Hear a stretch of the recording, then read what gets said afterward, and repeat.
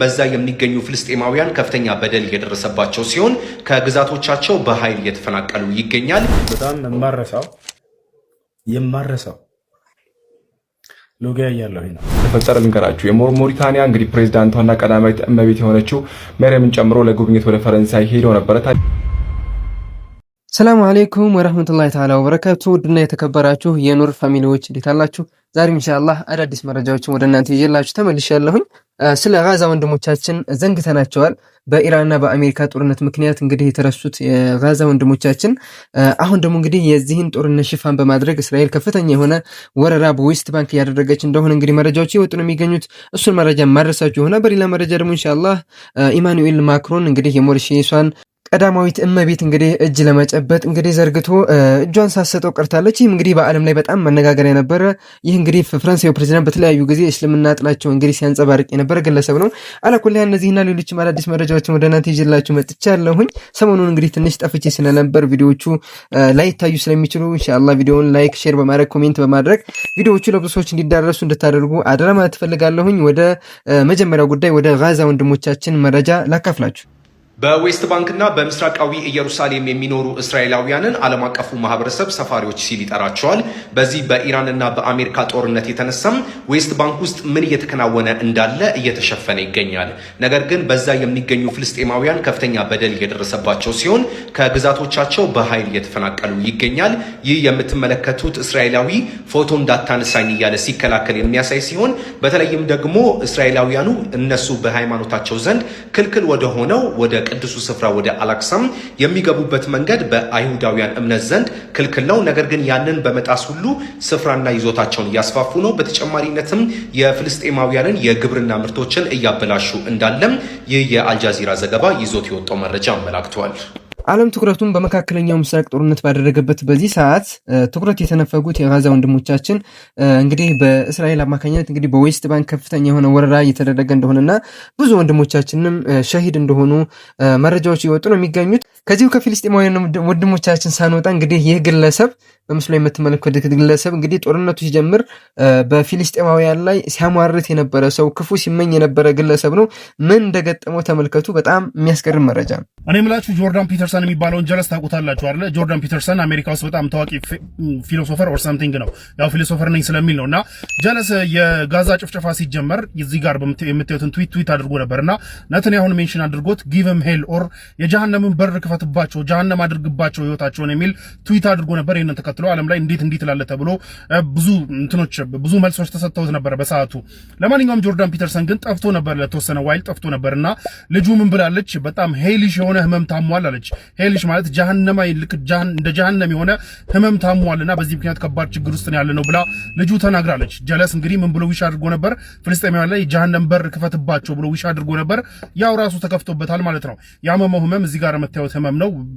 I don't know how to pronounce it። ገብታችሁ ፈርደር አንብቡት። የነርቨስ ሲስተም እና የአእምሮ ህመም ነው የሚለውና ምንድነው ኢንክሪዚንግ ሬስትለስ የሚያደርግ ኦር ምንድነው እረፍት እንዳይኖርህ የሚያደርግ፣ አንድ ቦታ እንዳትቀመጥ፣ አንድ ቦታ እንዳትቆም፣ በቃ በጣም እንድትንቀሳቀስ የሚያደርግ የአእምሮና የነርቨስ ሲስተም ህመም ነው።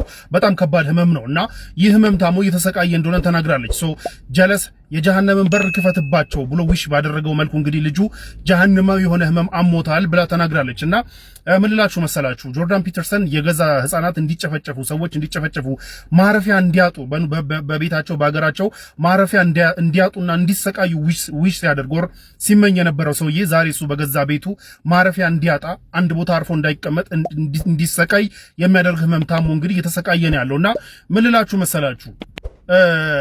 ኢነላህ ሰሪዑል ሂሳብ የሚል ቁርአን ላይ ታውቃላችሁ። አላህ ሲተሳሰብህ ፈጣን ነውና ይህ ሲባል ብዙ ሰው አኺራ ላይ ኦር የነገው ዓለም ላይ ይመስለዋልና እዚህ ምድር ላይ ይተሳሰባል ፈጣሪ። እንደዚህ ለተጎዳ ሰው ኦር ለሚጨነቅ ሰው መጥፎ ነገር መመኘት ነግበኔ፣ አበሻ ደግሞ ነግበኔ ይለዋልና ያው ዞሮ እሱን ባይት አድርጎታልና ምን ልላችሁ መሰላችሁ? ለሰው መጥፎ አትመኙ። ለሰው ምንም ቢሆን መጥፎ አትመኙ፣ በጎ ተመኙ። የሞሪታኒያው ፕሬዝዳንት ሚስት የሆነችው መርየም የፈረንሳዩን ፕሬዝዳንት ኢማኑኤል ማክሮንን እጅ ለመጨበጥ ፈቃደኛ አለመሆኗን ተከትሎ በሶሻል ሚዲያ ላይ ቪዲዮዎች ከወጡ በኋላ እንግዲህ ሁለት አይነት ክፍፍሎች ወይም ሁለት አይነት ሀሳቦች እየተነሱ ይገኛሉ።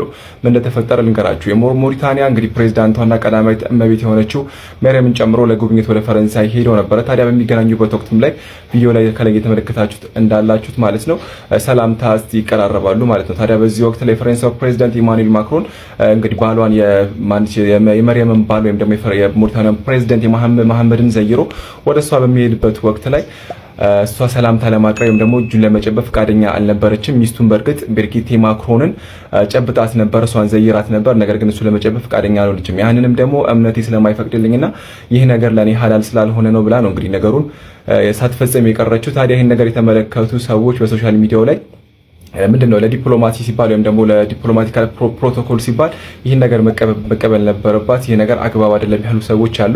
ከዛ በተቃራኒ ደግሞ እንግዲህ እምነት ከምንም በላይ የሚቀድም ነገር ነውና ሃይማኖታዊ ትእዛዞቿን ማክበሯ እጅግ በጣም ትክክለኛ ውሳኔ ነው። ይህ ነገር እንደውም ሊበረታታ ደግ አደረግሽ በርቺ ሊባል ነው የሚገባው ያሉም ሰዎች አሉ። እንግዲህ እኔ በበኩል የምለው ያራዳ ልጅ መች ትክክል ሊሰራሹ ነው የምለው። ብዙዎቻችን እንደውም ሼም ይዘናል። ትንሽ ሌቭል የሆነ ሰፈር ላይ ክላስ ላይ ምናምን ነገር ሆነ እንኳን ሼም ይዞ ምናምን እንጨብጣለን አይደል? እሷ ግን ትልቁ የሚባለውን የፈረንሳይ ፕሬዝዳንት ኢማኑኤል ማክሮንን እጅ እንኳን ለመጨበጥ ፈቃደኛ አልነበረችም። ከምንም በፊት እምነት ይቀድማል በሚል ጨዋታ ማለት ነው የሚል ምንድነው ትክክለኛ ውሳኔ ማለት ነው። ለማንኛውም እንደዚህ አይነት ክርክሮች ተነስተው ነበረ። ግን የሞሪታኒያው ፕሬዝዳንት የመሐመድ ሚስት የሆነችው መርየም ግን በፍጹም ይሄን ነገር አላደርገውም ስል በትህትና እንግዲህ ያን ነገር አስረድተዋለች። ከዛ በተጨማሪ ግን የማክሮን ሚስት የሆነችው ብሪጊቴ ማክሮንን በአግባቡ ዘይራታለች። ይሄን ላድርሳችሁ ብዬ ነው እንግዲህ አላህ እኛንም ምንድነው ቆፍጠን የምንል ያድርገን ምናምን ነገር ሼም ምናምን የሚባለው ነገር አላህ ያንሳልን ምናምን። ኤኒዌይስ ይሄን ላድርሳችሁ ብዬ ነው። ቪዲዮን በደንብ ላይክ፣ ሼር፣ ፖስት አድርጉት። እናንተ የምትላላችሁ በዚህ ጉዳይ ላይ ሀሳባችሁን አጋሩኝ። ተግባራ ጎዳችሁት ማሻአላህ በሉልኝ። በደንብ ኮፒ ሊንክ፣ ሪፖስት ምናምን ነገር አድርጉት። ሰላም አለይኩም ይመቻች ነገር ነው እና እኔ በጣም የማረሳው ሎጊያ እያለሁኝ አንድ ልጅ ታሞ ስብርብር ብሏል። መቼም ማረሳው ያን ክስተት ስብርብር ብሏል። እንዳለ ሲሄድ አባቱ የመስጂድ ኮሚቴ ነው ቅራለች ብሎኝ ልጁ ላይ ሄድኩኝ። ማታ ላይ ነው ከኢሻ ሶላት በኋላ ልክ ሲሄድ ጊዜ ቤቱ አላደለ ስብርብር ብሎ እንዳለ በእንትን ተጠቅልሎ በፋሻ ነገር ተጠቅልሎ ሙሉ ሰውነቱን አየሁት ቤት ውስጥ። በጣም ተነቀቅኩኝ። እንዳለ ልብሱ እንዳለ በቃ እንደ ልብስ ተደርጎለታል፣ ሙሉ ተሸፍኗል። ምን ሆኖ ነው ስላቸው ቀን ላይ በሞተር በጣም እያበረረ እየሄደ ተገልብጦ ነው ምናምን አለ እና ይለፈልፋል ቅራበት ምናምን ብሎኝ ነው። ልክ እየቀራሁበት እያለሁኝ አብሮኝ ይቀራል። በውስጡ ያለው ጅን ማለት ነው። እንደኛ ቁርአን ይቀራሉ፣ እንደኛ ይሰግዳሉ፣ ይጾማሉ። አብሮኝ ይቀራል። እንደ እየቀራህ ነው ስለው አዎ እየቀራህ ነው ሁሴን አለኝ። ማነው ስም አልኩት። እኔ አብዱልአዚዝ እባላለሁ አለኝ። ጅን ነው ልጁ፣ ሌላ ነው ስሙ። እኔ አብዱልአዚዝ እባላለሁ ጅን ነኝ፣ አማኝ ነኝ። እና ለምን ያዝከው ታዲያ ለምን ታሰቃየዋለህ ስለው እኔ ይዤው ላሰቃየው ፈልጌ አይደለም ገና ልጄ ላይ ቅራበኝ ሲልህ ሰውየው ከመስጂድ ጀምሬ አብሬ ተከትዬ መጥቼ ነው እንድሰማ ነው አለኝ።